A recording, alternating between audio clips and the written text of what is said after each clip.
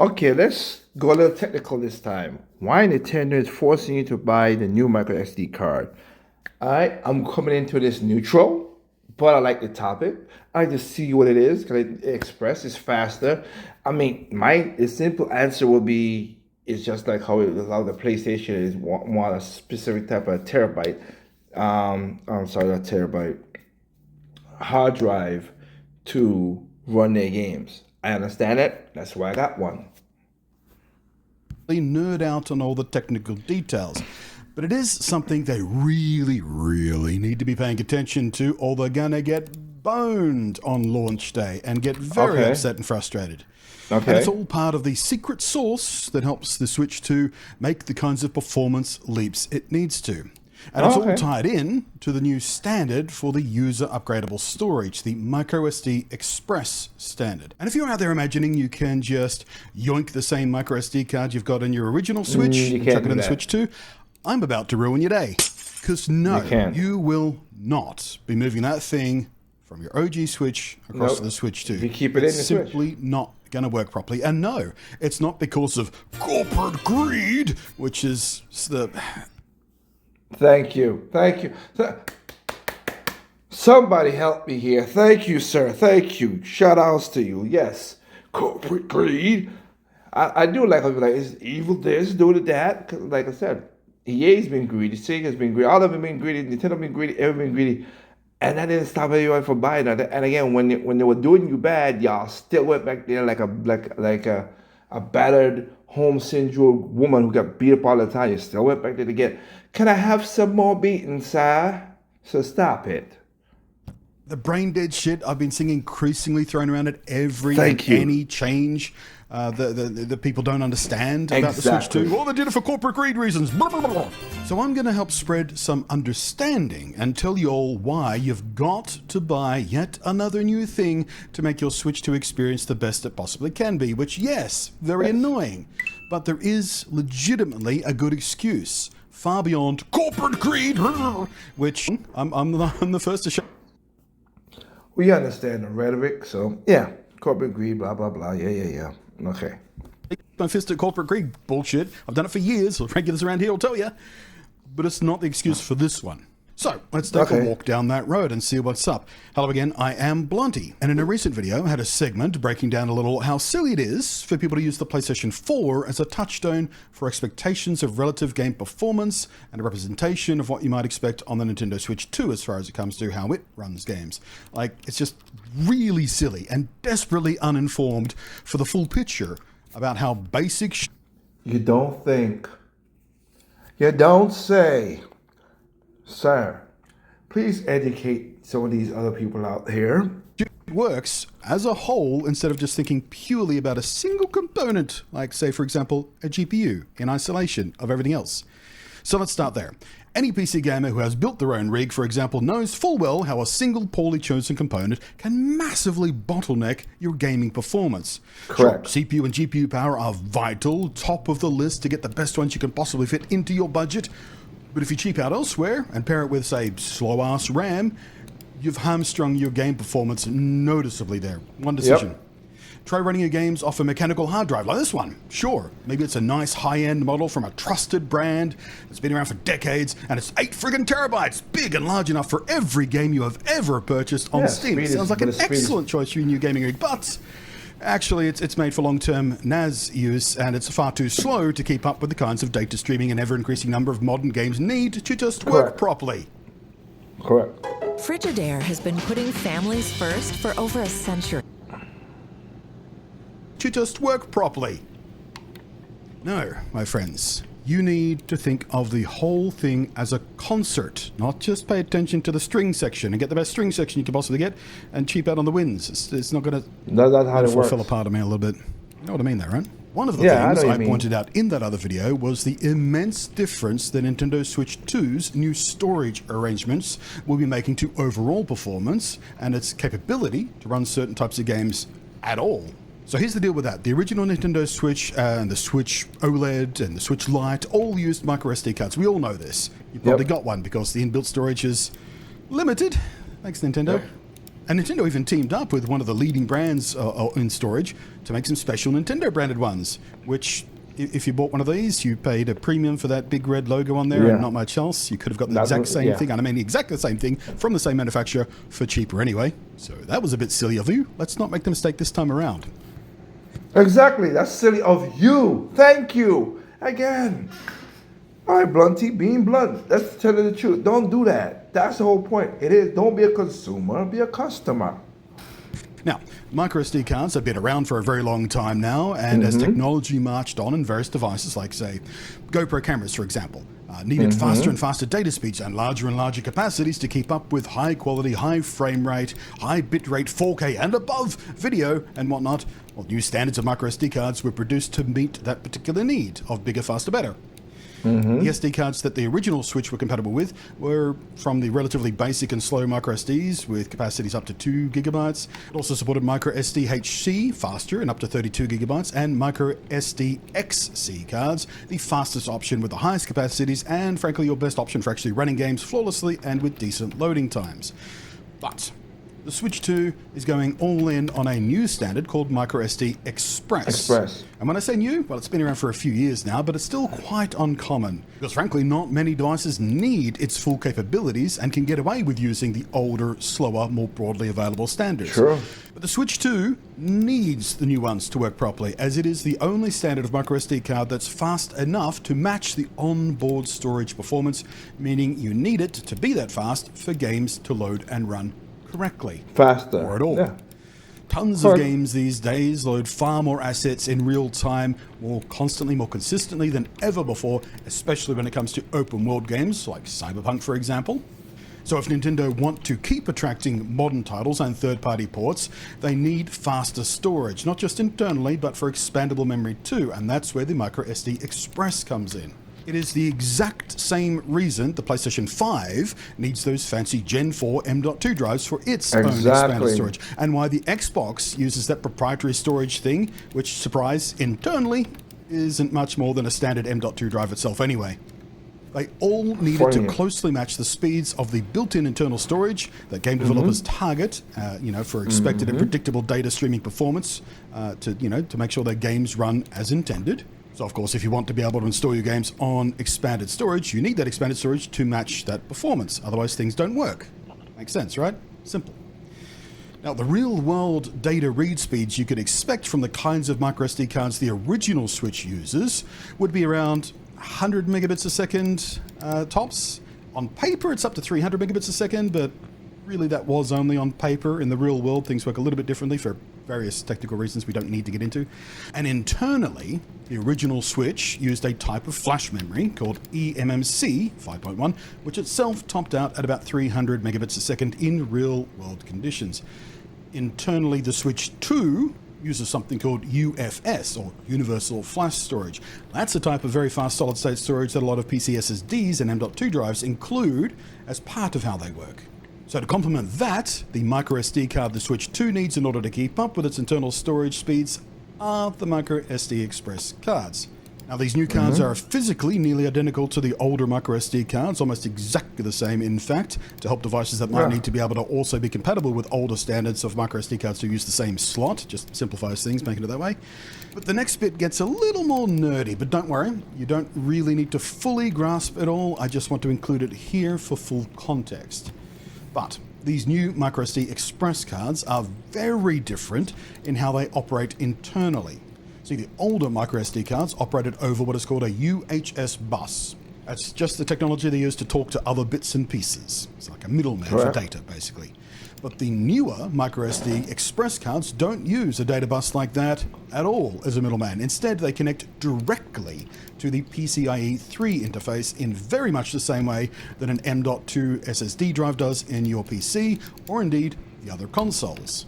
And once more, the Switch does this for exactly the same reasons as they do it. The big difference here is because the Switch is designed to be compact and as small as possible, it's not really practical to use M.2 drives and stuff. Just making room for those and adding in the interface and slot and having a removable back for people to do that, that's not a very Nintendo thing to do, and it's not going to keep the device as small as they want it. So they had to use the next best option, which is these new microSD cards.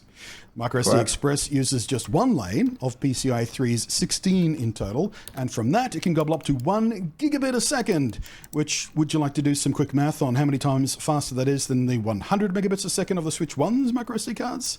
It's 10 times faster. And it is that which is one of the keys to Switch 2's performance capabilities, and indeed why I brought it up in the Cyberpunk video in the first place about how stupid it is for people to use the PS4 as a comparison point for performance at all, because the PS4 had a mechanical hard drive, and an especially slow one at that. Even by the standards of the day, it was considered slow, with barely more bandwidth than the original Switch's own SD cards at 116.5 megabits a second, best case. That makes sense. But in the real world, it was commonly more like 40 megabits a second.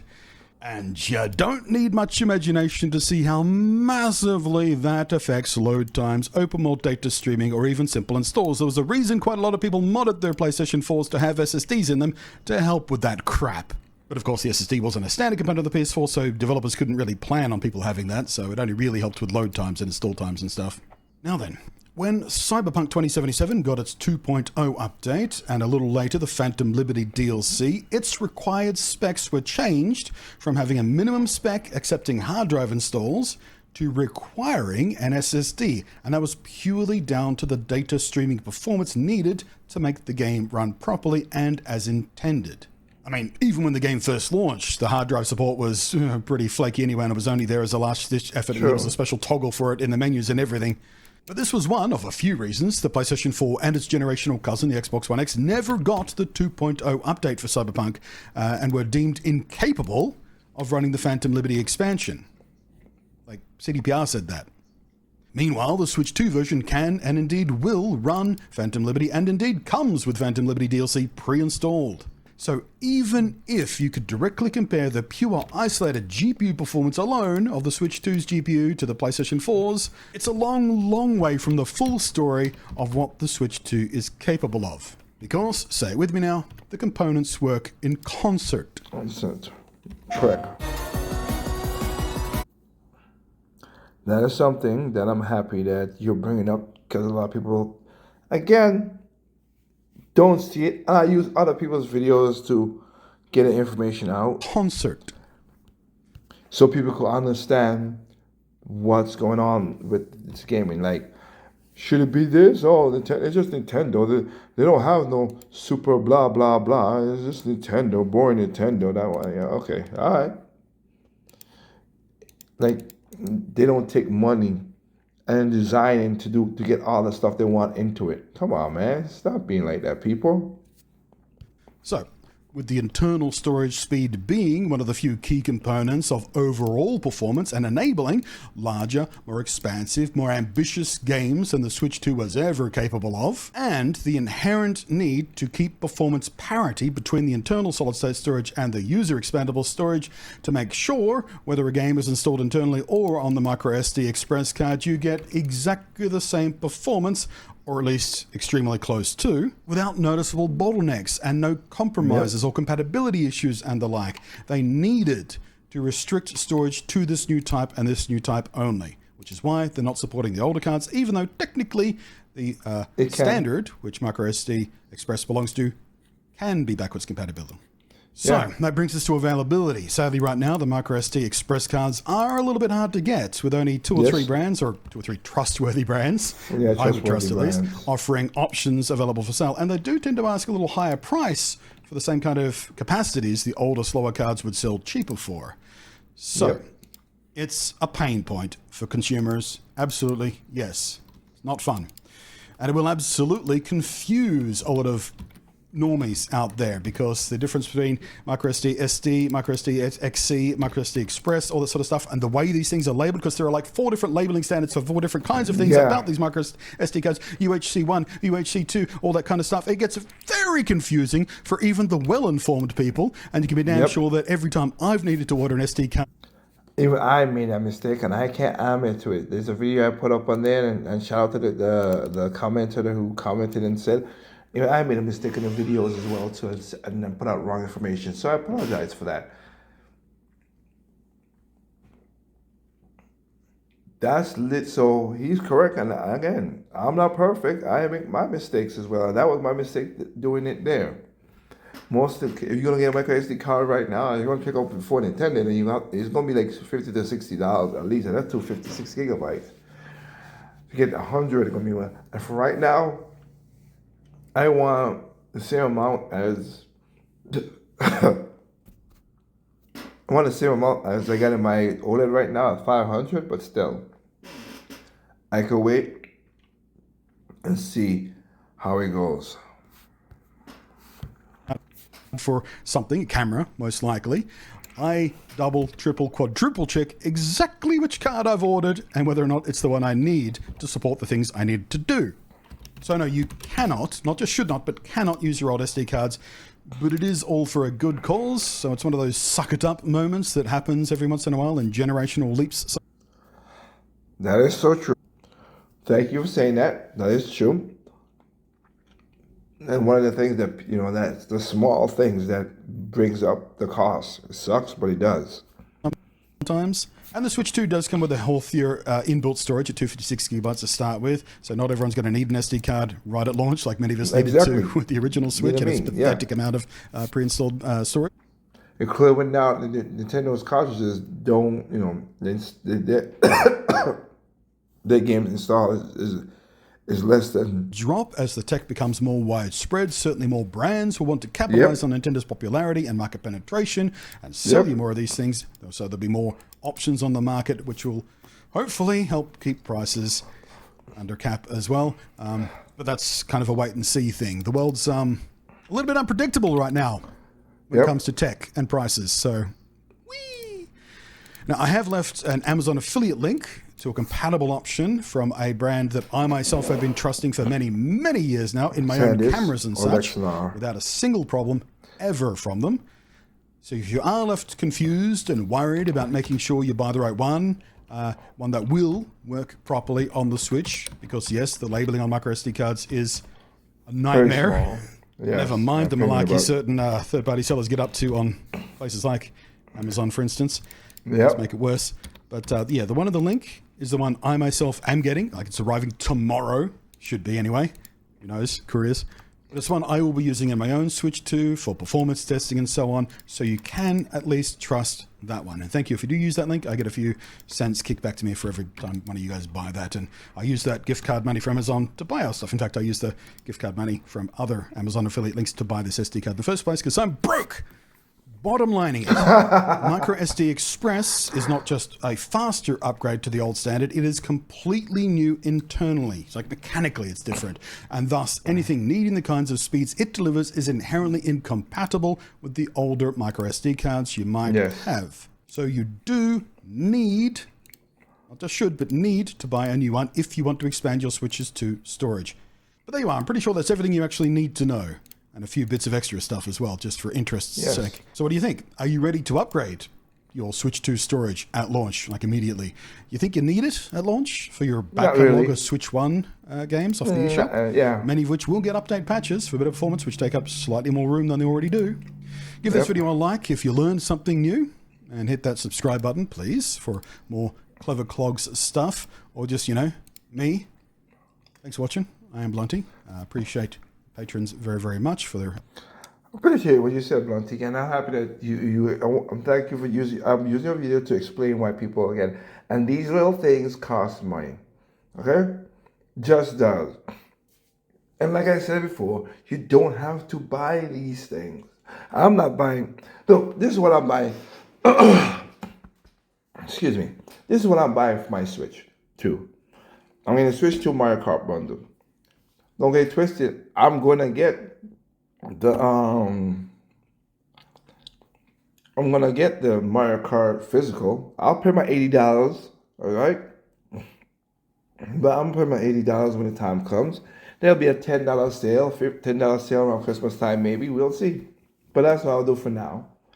I'll play. I'm thinking that the cloud save should go over to the Switch too, if you put it on your thing. So I'm gonna play my games, and I'll test that out to see if my cloud save is good. Because I don't need to make my Switch to my main Switch. Really, I don't. So we'll see how that works out. I gotta clean up my nightstand downstairs. A little messy where it is, and I need to clean it out. I need to do that. But yeah. So now I'm back. I'm buying a Switch, Mario Kart bundle, and also I'm gonna get the Pro controller. I'm not saying it's day one controller, but I might get a little later on. But I will get a Pro controller, and that's all I'm buying. That's it. Donkey Kong comes around, I can wait. I ain't gonna buy it day one. I can wait on that one too. Because again, I have so many games on my Switch 1 that I could play. I'm gonna play a little bit of Breath of the Wild, see how it changes. Breath of the Wild, Tears of the Kingdom, I never beat, so hey, there you go. So I got, it's like, it's so weird. Like people are like, oh, we gotta, I'm not buying Breath of the Wild, the thing. I played a game on a Wii U and I know it was cool. I'm not gonna buy the upgraded version just for that. It's part of the free pack from me, so I'm cool with that. So I'm gonna go with that. That's all I can think of right now. But just want to give that pass on information for people out there. Remember, there's no perfect games out there. What's perfect to you is not perfect to me. What's perfect to me is not perfect to you. Simply enjoying games on all consoles, including PC and mobile devices. Peace out.